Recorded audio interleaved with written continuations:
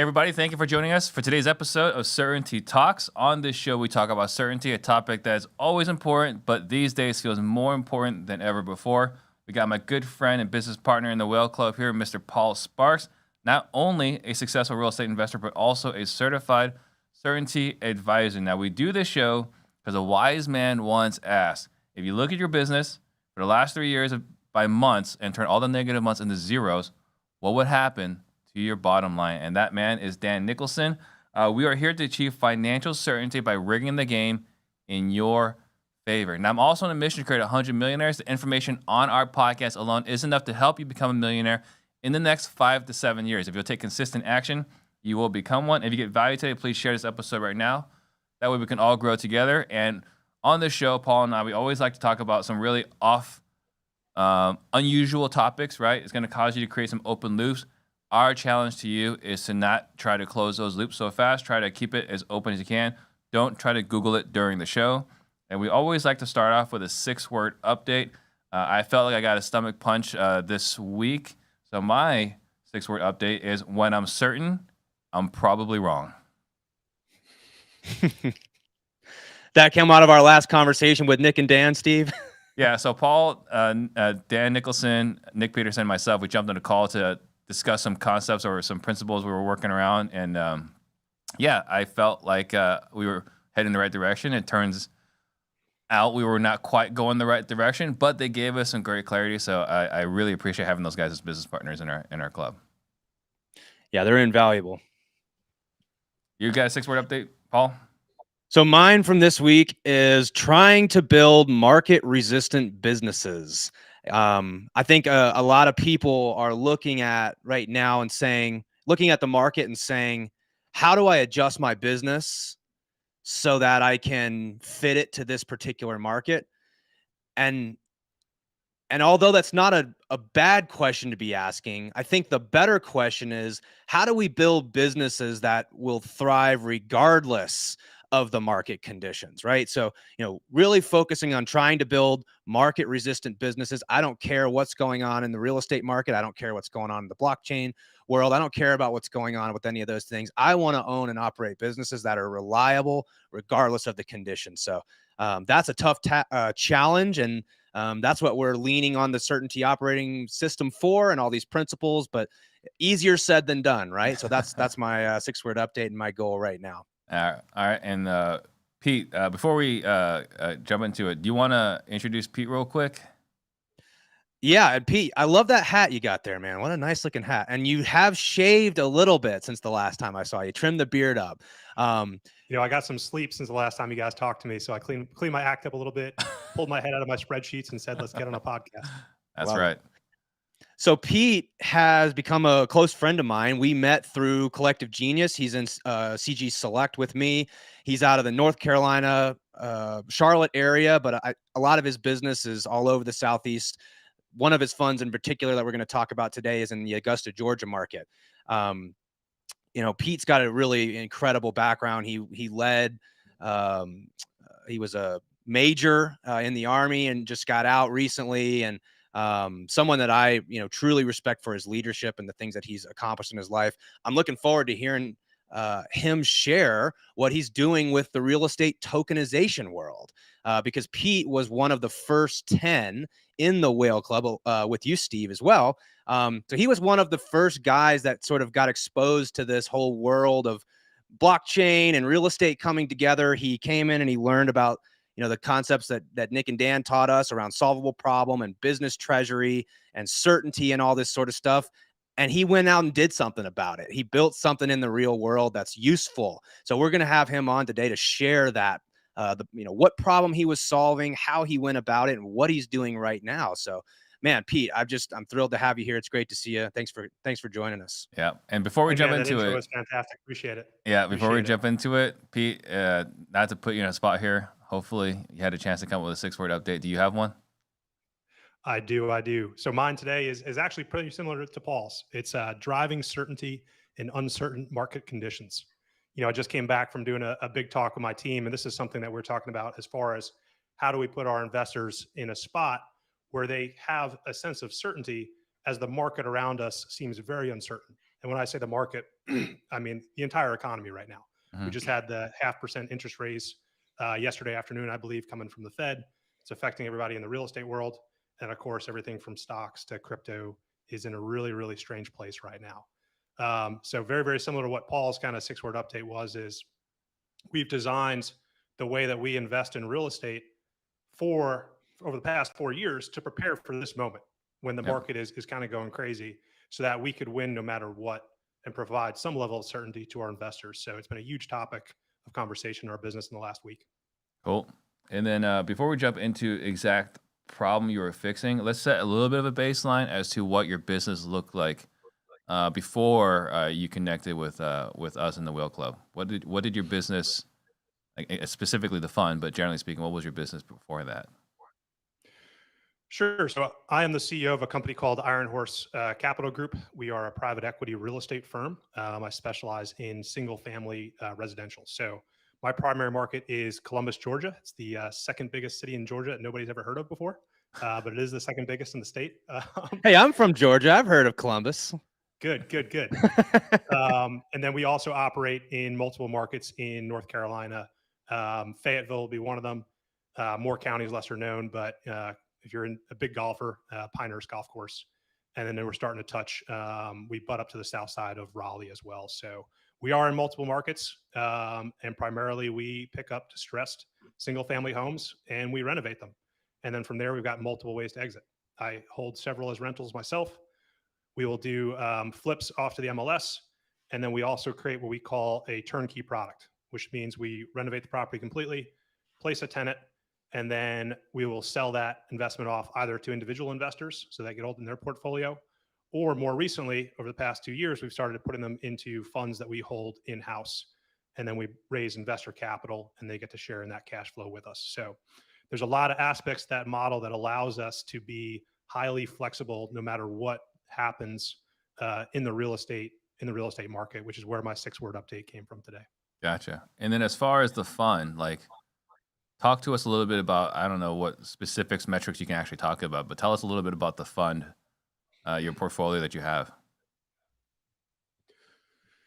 Sure. So the idea to start a firm that could have in-house funds really developed about 3 years ago. We were working with some investors that were really happy with the performance on the individual turnkey properties, but they didn't really want to actually own the real estate themselves. Either they were too busy or they just didn't want to take the time to learn it and manage the property management companies themselves. So they said, hey, can you start pooling investor money together and you manage it because you know what you're doing? So that started the journey about 3 years ago, and we formed a Reg D 506C. So it's a fund for accredited investors only.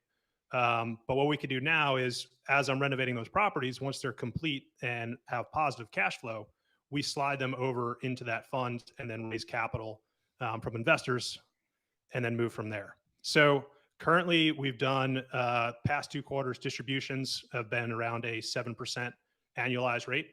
And we're currently using no debt on the fund whatsoever, which gives us a lot of flexibility. And I could kind of deep dive that if you want, but it's a little specific.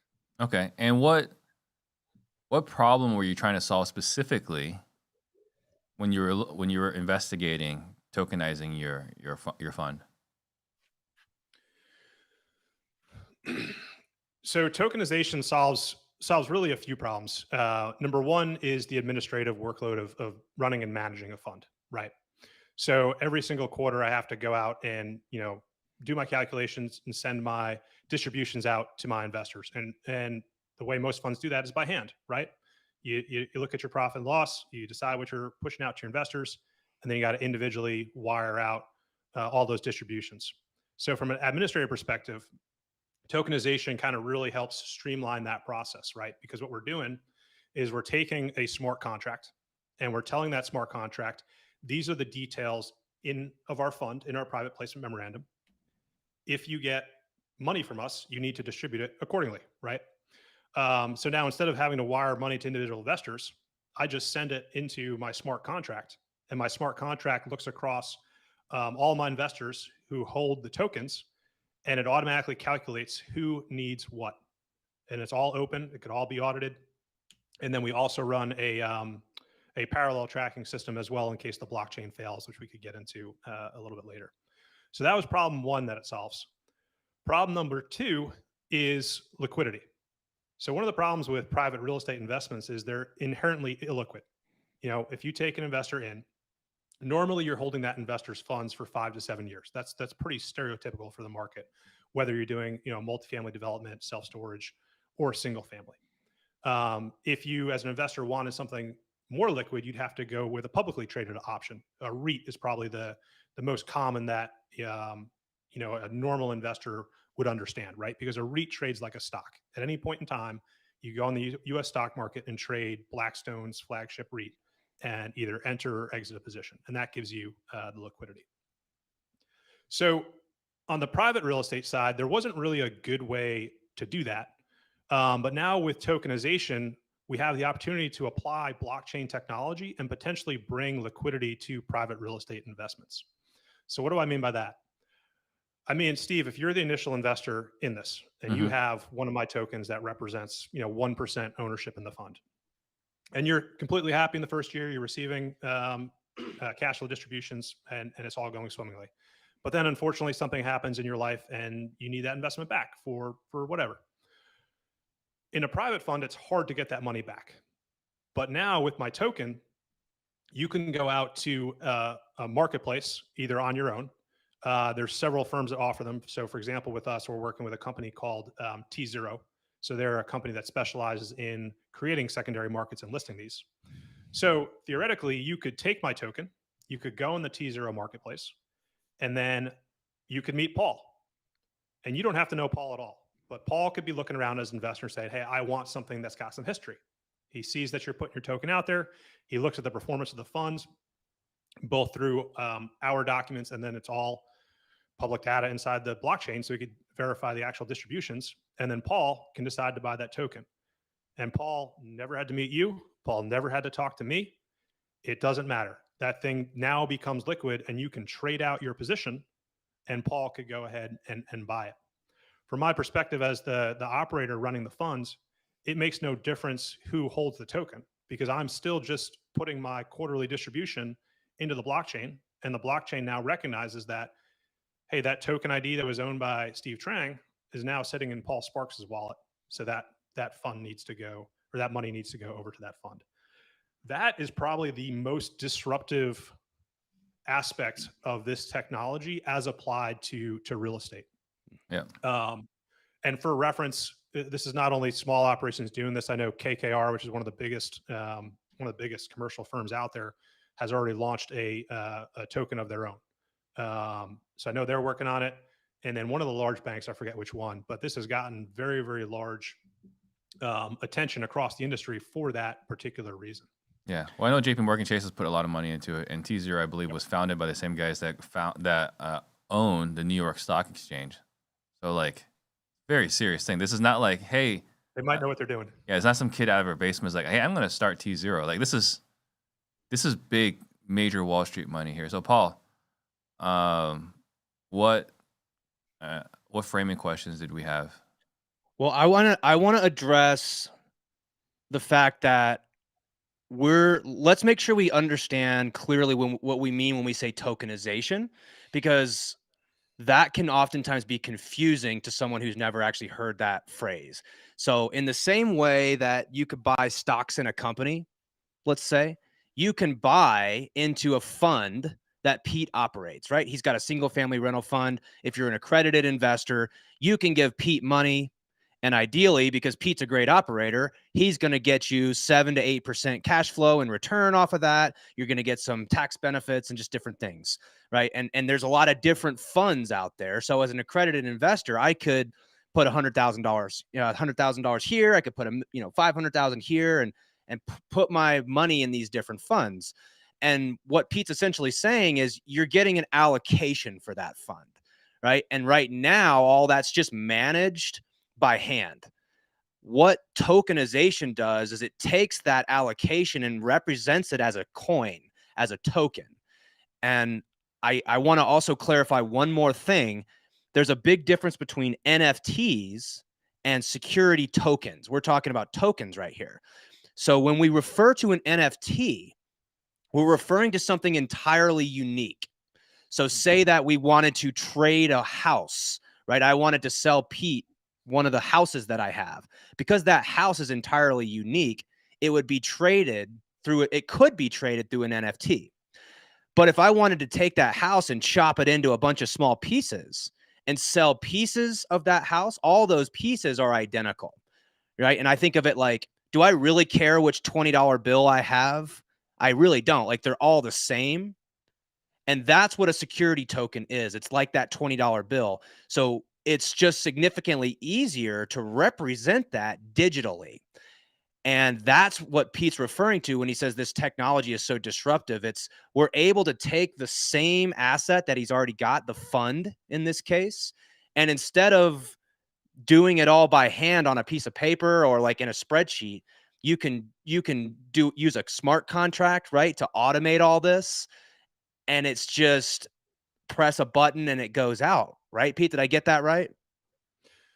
Hey, you absolutely nailed it, man. And what I'd like to point out with that as well is in the blockchain world in general, it so far the SEC has been had a lot of a lot of negative comments about the industry. Of course, with the FTX collapse recently. When it comes to tokenization specifically, though, the SEC's perspective is actually the other way around. They are really positive about this application of the blockchain technology, and here's why: because the SEC's mandate is to protect investors, right? They are very small comparative to the population of the United States and the amount of investments out there. So it is very difficult for them to audit all these private funds that are out there, right? It'd be very, very hard for them to comb through and find issues with every one. Now, if these funds and the movement of money starts getting tracked in the blockchain, it makes the SEC's job of auditing extremely, extremely easy, because now they can do it with codes or algorithms or bots or manually if they want to. But because of that, they are very, very friendly towards this particular application of blockchain technology. Because it's really just about data in this case. We're just automating the administrative side, and we're providing a significant, easier path to liquidity, right? Of course, there's still some challenges with the secondary markets and all this stuff, but what I love about this is we can draw on one of our tools in the Certainty operating system that essentially says we only want to innovate where we differentiate. And what that means to me is the fund already exists. You know, we've frequently, Steve and I have used the Microsoft Excel, Google Sheets example. And what we mean by that is, well, Microsoft Excel dominated for decades. That were the powerhouse in that industry. And then Google came along and they said, you know what? You guys have a fantastic product. We're going to keep the logo almost identical. The format and the user interface is almost going to be the exact same. We're going to make one change, though. We're just going to put it on the internet. That way you don't have to download the file and I'll rename it Rev2 and send it back to you. Like, we can all make changes in one document. That is the same thing we're doing here. Pete has taken something that's been, running for decades, right? Funds, private funds or syndications, and taken the exact same product and made one small change to it. We're just going to put it on the blockchain because it makes it significantly easier to manage those transactions and to provide liquidity. Yeah, old man stuff, as our mentor Nick calls it. Yep, exactly. Old man stuff is the best way to say it. And Paul's right. This is only a 1% change to an existing business model, a very, very small tweak to make it run a little bit smoother. Like, I would compare it to kind of the advent of PayPal in the early 2000s, right? If you were a business owner at that time, having PayPal around didn't make your business plan, right? You still have an existing business that needs to create revenue. But by adding PayPal, now you could just give consumers an easier way to pay for your products. Now, instead of being confined to California, you could have consumers from across the country. It's just a little small tweak that makes your business run a little bit better because you're now adopting new technology. When I like what, because you have been spearheading this effort on putting your fund on the blockchain.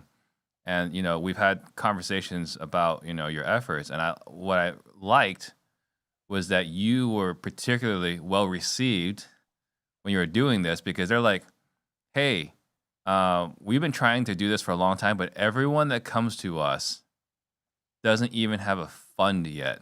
Like, they have an idea. Like, hey, I want to take a bunch of money from the blockchain and take it to buy a bunch of real estate. But you came in and like, I already done this.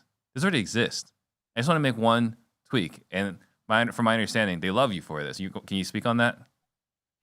Absolutely. Yep. So with the issuers, this is something that could be done for businesses beyond just real estate, right? So what you're referencing right now is they're working with like a lot of Web3 companies that were startups, really just a lot of different startup companies that I'm sure they had great business ideas and stuff like that. But at the phase they were trying to tokenize it, they were still just an idea, right? The business model itself was not proven. And that, with all the partners we're working with right now to make this effort come together, that is where we really stood out. Is number one, we've been operating real estate for a decade, so they knew we could do it. They were absolutely blown away that the fund itself was already structured, number one, and number two, that our third quarter distributions is actually in 2 weeks here, so I need to do some work. So they were just very, very surprised to get a fully matured, business model plus past history of positive returns that was getting moved onto the blockchain. And with that, we actually have kind of a big announcement that I meant to push you guys before this, but was unable to get to. So because of all these reasons that Steve is talking about, we were able to build a partnership with the owners of Phantom. So Phantom is a level 1 blockchain. Awesome. We are actually going to be the first token to launch on the Phantom platform, That's which is amazing. incredibly amazing. Yeah. And they are beyond excited for this exact reason, right? The entire blockchain world is going a little bit crazy right now from obviously the collapse of FTX is all over the place. Yeah. So a lot of these firms right now are looking for a way to show utility to blockchain, and that there are secure applications of it, right? It's not just these I don't want to say the word, but these fake coins sometimes they're being hustled and meme coins. That's what Paul calls them. Meme coins. There we go. That's the PG rated word I was looking for. I got the R-rated version that I say off camera, but yeah. Okay, perfect. So when I sat with the team from Phantom Foundation, they were like, this is an incredibly amazing story, not just for how you're using it, but for Phantom as well, to bring this to the world and say, listen, like Steve said, this is old man investing. Investing in cash flowing real estate has been around for thousands of years. Thousands of years. It's proven. It's already operating. Let's bring something that's really certain comparative to cryptocurrency. and let's bring it to the market and showcase the stability of Phantom as a blockchain. So incredibly excited about that. And we're talking to them right now about also being involved as limited partners in the fund itself, which is incredible that they're putting their money where their mouth is. And then with that, we are working with DigiShares to actually do the tokenization itself. And this is the first fund that they will do on the Phantom blockchain as well. So we were able to make that connection. Their coders have gone into their system and made it compatible with Phantom, so that if anyone coming in behind us wants to use Phantom to launch, you could now do it through DigiShares as well. So that is why my beard is long and I look tired, because I've been working nonstop to make all that stuff come together. Gotcha. Man, Phantom is an incredible layer 1. As you know, Dark Knight launched on Phantom, right? So most of us are familiar with Phantom. That's incredible. Let me pull this apart for a second, because let's define the problem. This is super cool technology, but let's describe why it's useful. So to real estate investors that are already operating a fund, let's say, first of all, this solves an admin problem. Like it's like the paradigm in my mind of going from, show your work to, like, in school, it's like teachers are like, show your work, make sure you show all your math problem. Why would I do that? I have a calculator. I don't need that. I got the answer right here. That's essentially the transition we're talking about. Going from doing it by hand to using a calculator. That's what we're talking about. So first of all, we're using smart contracts to automate the admin side. We're providing liquidity. But what problems are we solving for the blockchain, the crypto people? Because we haven't touched on that.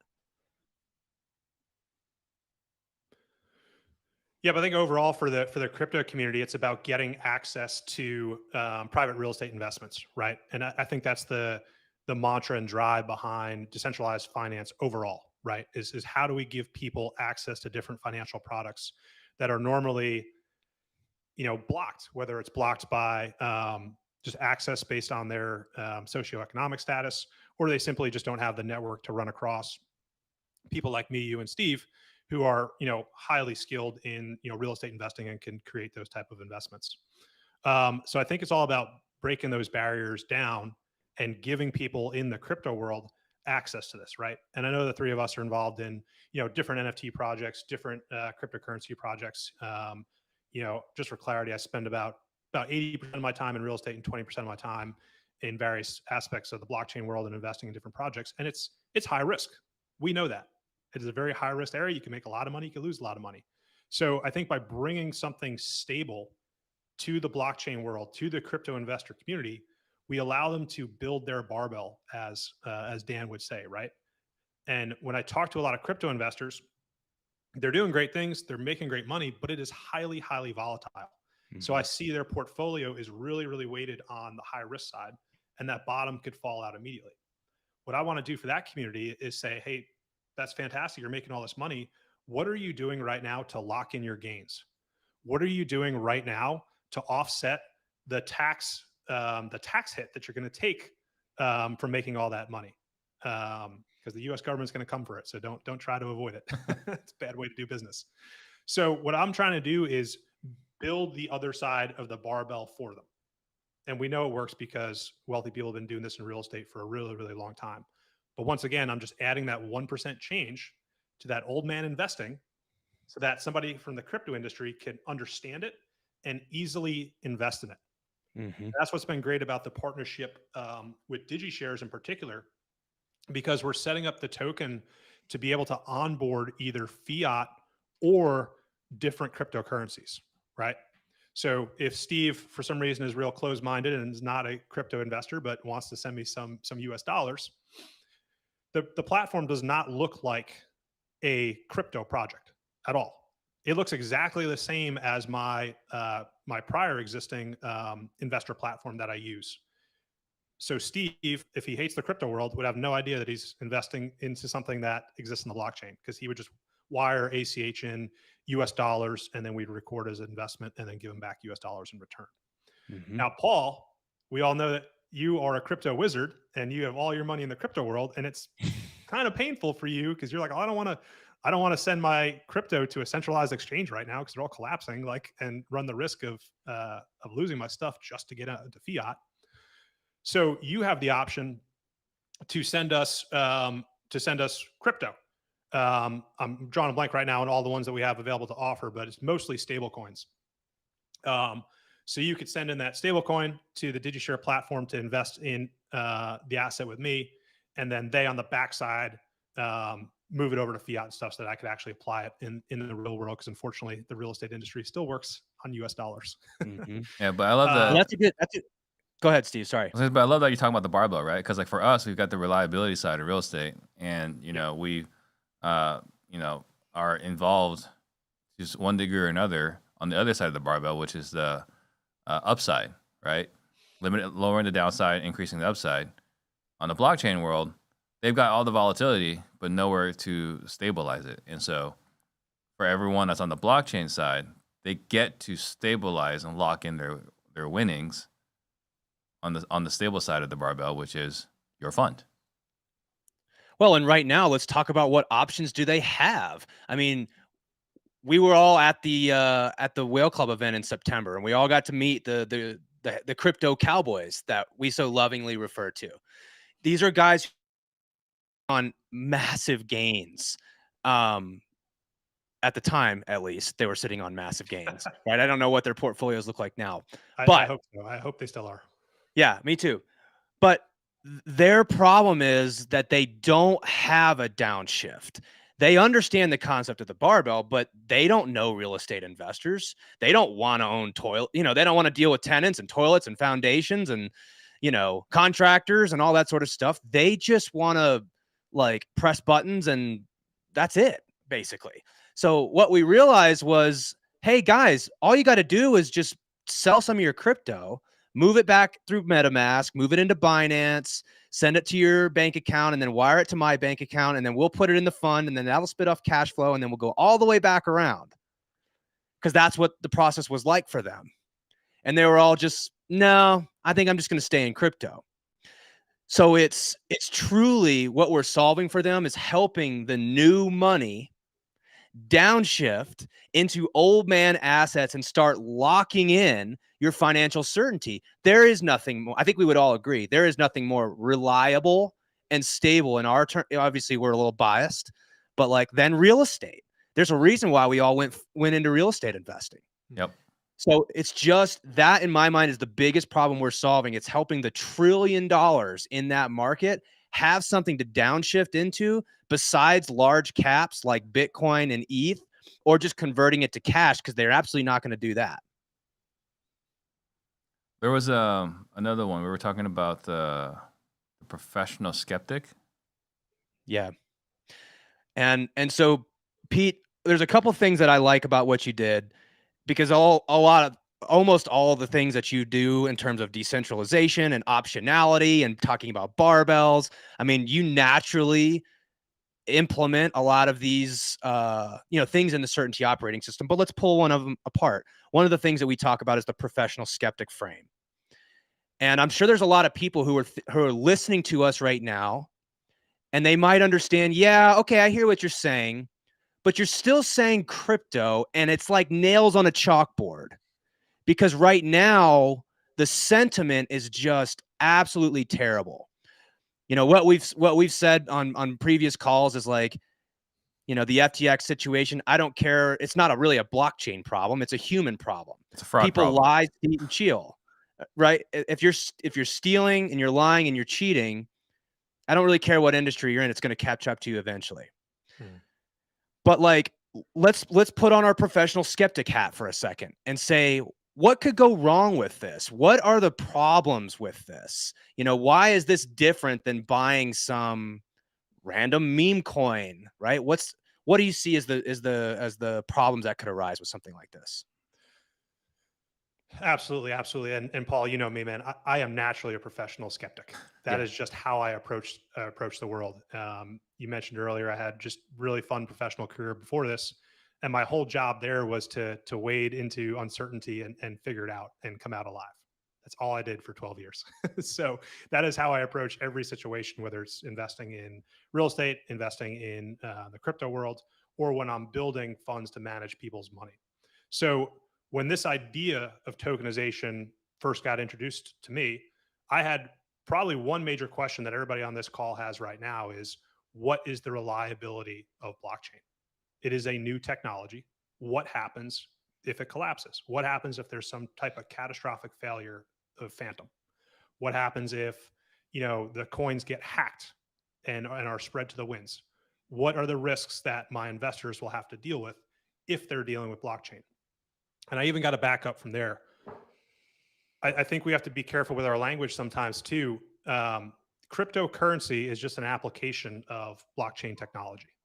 They are two very, very separate things. And I think sometimes people use the word crypto as a catch-all to mean a lot of things that it doesn't actually mean, right? Mm-hmm. So it'd be like saying, I'm scared of real estate investing.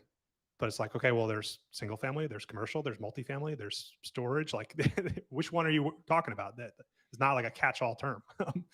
So cryptocurrency, it was the attempt to build currencies on the blockchain, right? And I know there's something like 4,000 of them out there right now. 20,000. Jeez. So that is just one application of blockchain as a technology. So we are building this token in the blockchain. Has nothing to do with crypto, nothing at all. We're just using the blockchain technology to track ownership in an LLC. In this case, it's an LLC that does real estate, but you could use it for startup. You could use it for, we could raise some money for disruptors. Any business could be put on there. So number one, I think it's clear to differentiate that to people so they understand that the risk profile for cryptocurrency and blockchain are not necessarily the same thing. Understand number one, what you're looking at. So from there, though, I said, okay, what happens if Phantom fails? What happens if we snap our fingers and everything we know about blockchain just disappears overnight? What happens to investor money? What happens to my fund? And the answer, believe it or not, is absolutely nothing. We're completely safe. And here's why. There's a few SEC rules that we have to follow to do this legally. And this has nothing to do with blockchain. This has to do with how you form securities. Number one is a security cannot be destroyed. It cannot be destroyed, right? So if the tokens disappeared from the blockchain, if they melted away, if, trying to think of another random example, we had some type of tech failure that made a bunch, you have to have a system in place to make those securities come back to life, right? So when we build this program, it both puts it into the blockchain and simultaneously creates a ledger that has nothing to do with the blockchain world. And we are required to do that by the SEC for this thing to work successfully. So if there's an absolute catastrophic failure with Phantom, we already have all of the ledger that happened in real time, right? So if the scenario where Steve sold his coin to Paul played out, it would automatically in real time be updating on that manual ledger. And then we would just rebuild and reissue the security with everybody's positions where they were at the point that the blockchain failed, which I thought was a fantastic risk mitigation. I mean, and I heard a scenario too, like, well, what happens if the internet goes down and you can't get on the blockchain? And so, yeah, there's, it's not like there's no risk, right? It's just that there's been significant effort to duplicate efforts in a lot of ways. So we're reducing that risk as far down, as we possibly can. Let me ask you about another problem that I get questions about all the time, which is, well, so how do you convert crypto into the actual dollars? Like, how does that process work? So I want to pay with crypto. What are you doing with that crypto? So DigiShares is partnered with a few other tech platforms. So they've got a tech stack inside of their program. So when you send in your crypto, that tech stack go ahead and changes it out to fiat and pushes the fiat into my account so that I can apply it for real estate.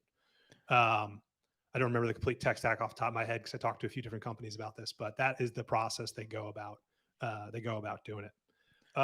Paul, the other thing I wanted to point out as well, another common question I get as well is, hacked wallets. What happens if somebody goes into your wallet and steals these tokens? Once again, we are required by the SEC to have a mechanism in place to burn certain tokens in the event that there's an issue like that. Because once again, securities cannot be destroyed by the way that the SEC has set up the laws. So if your wallet got hacked, those tokens disappeared, we were able to prove that reasonably. What we would do is we would burn those specific tokens that were assigned to you, make them disappear, and then reissue new ones for you and give them back to you, maintaining your position in the fund. I like it.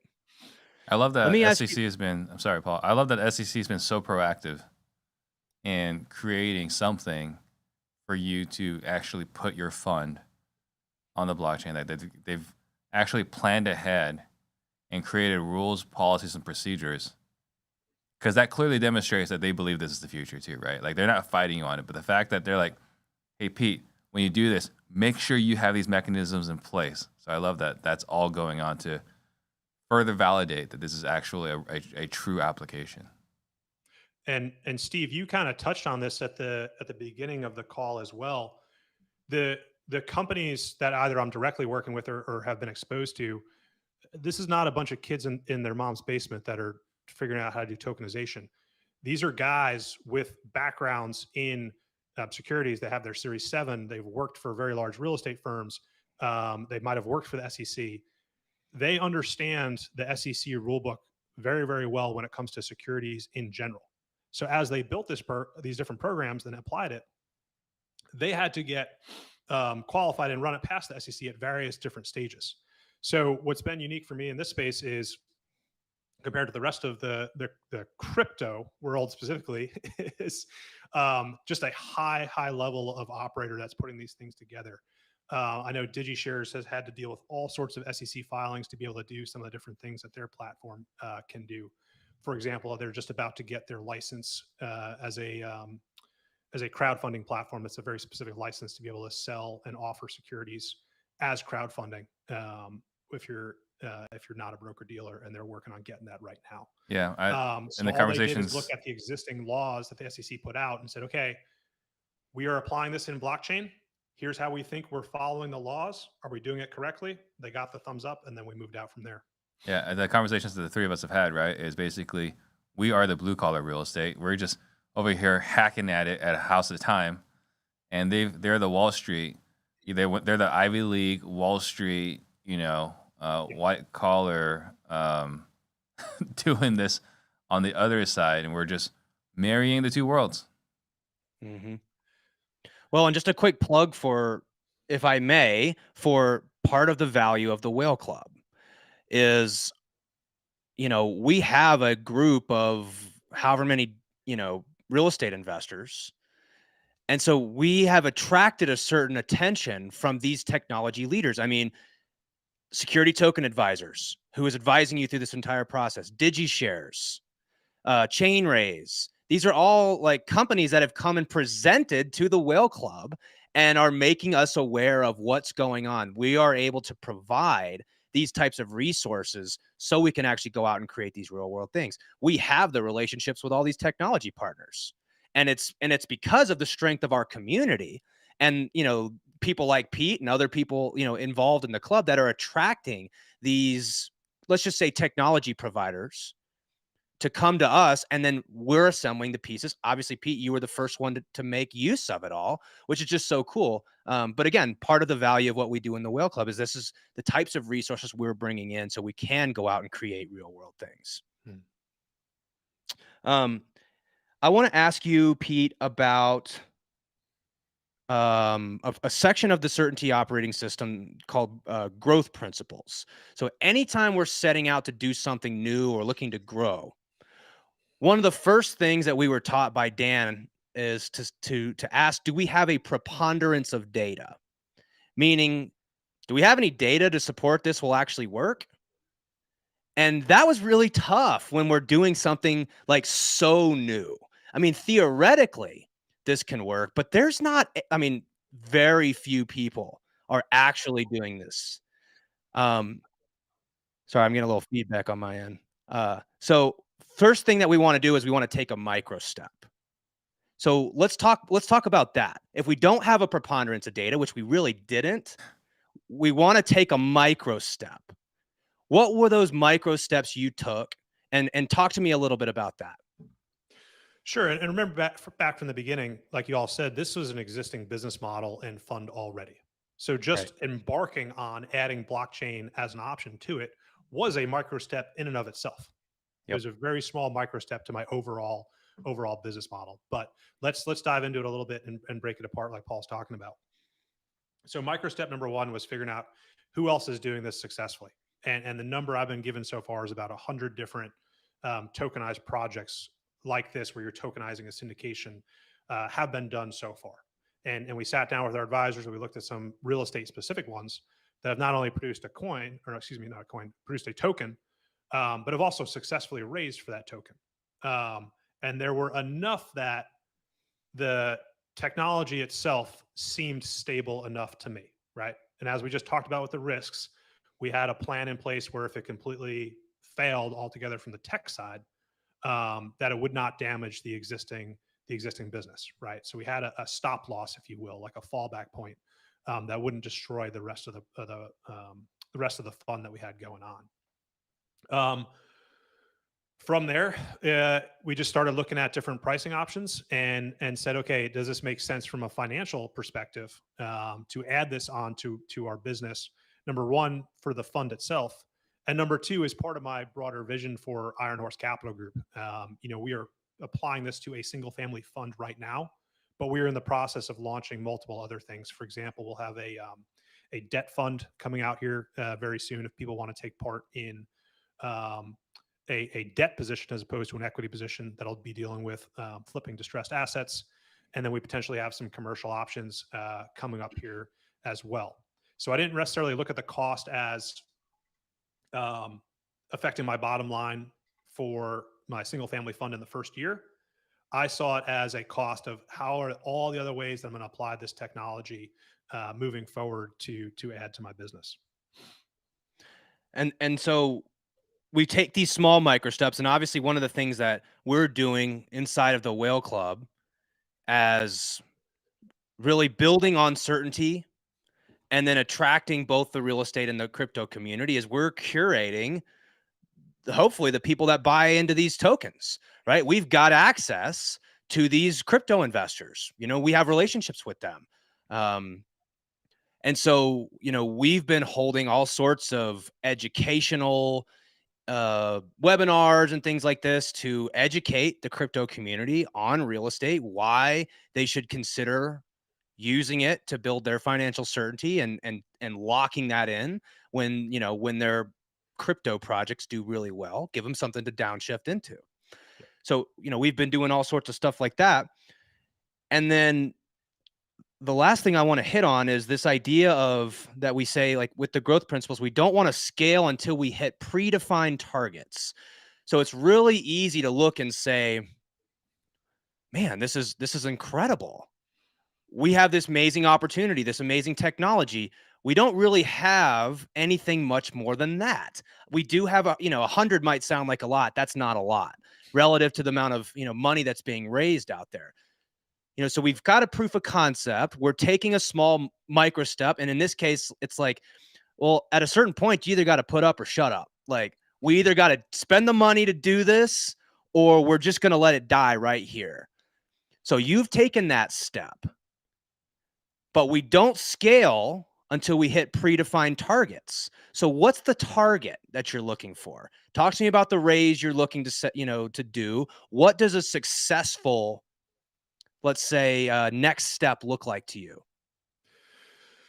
Yep. So we're looking to raise 10 million per year in this fund. And that's because that's the max amount of real estate for that specific buy box that we could produce in our current markets, right? Because we don't want to overraise and overextend ourselves.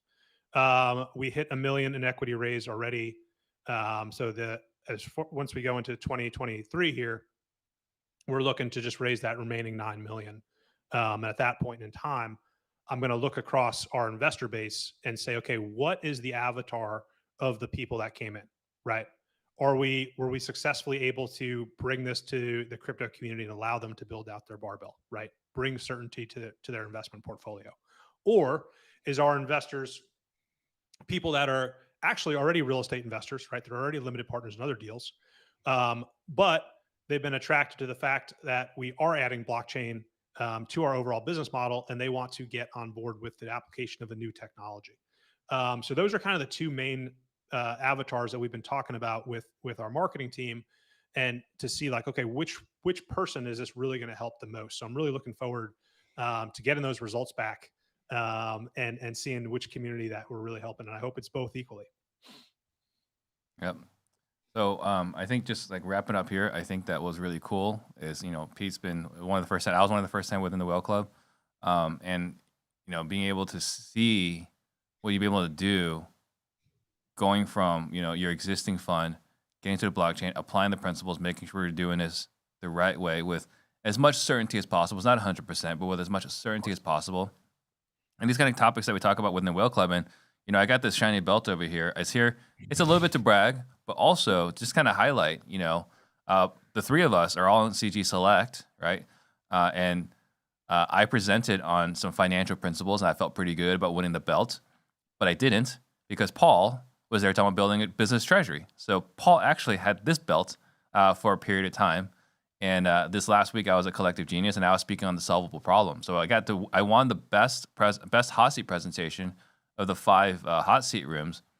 And what I talked about was the solvable problem, which is a key concept within the Certainty operating system.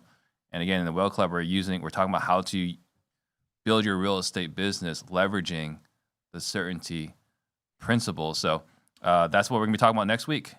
We're gonna be talking about the solvable problem next week. So just wanted to highlight that real quick. Thank you so much, Pete, for coming in. It's great to connect with you through CG Select. Anything else you want to add to this, Paul, before we wrap up? I think the last thing I would say is that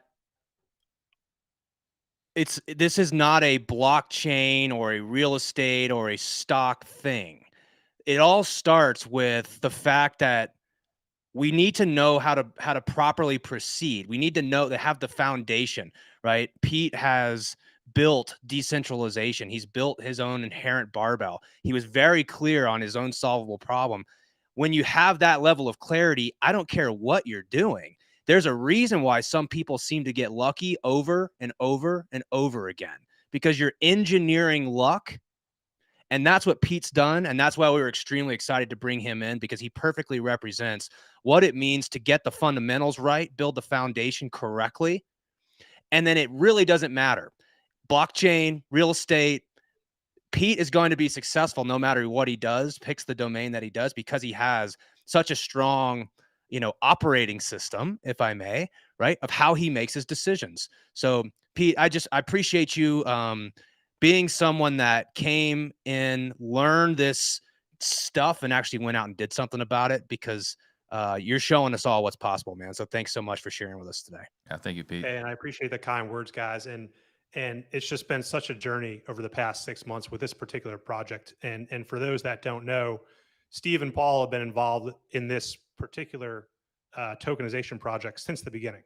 There's been plenty of whiteboard sessions, plenty of late night voice messages back and forth to each other as we work through how to get this out there and really show it to be successful. And I know we've been looking forward to this moment in time where we could sit together and tell the world, hey, we're sticking the landing and this thing is real. So amazing. Agreed. Thank you, Pete. See you guys.